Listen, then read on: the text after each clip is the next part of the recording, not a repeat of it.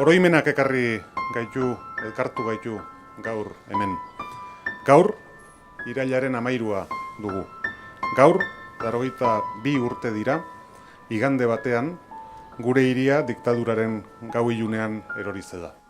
Año a año vamos perdiendo donostiarras que podían dar testimonio directo de lo que aquí sucedió.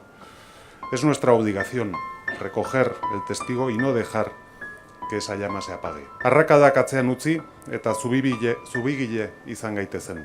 Iragana, oraina eta etorkizunaren arteko zubiak eraikiz. Bakegileak izan gaitezen.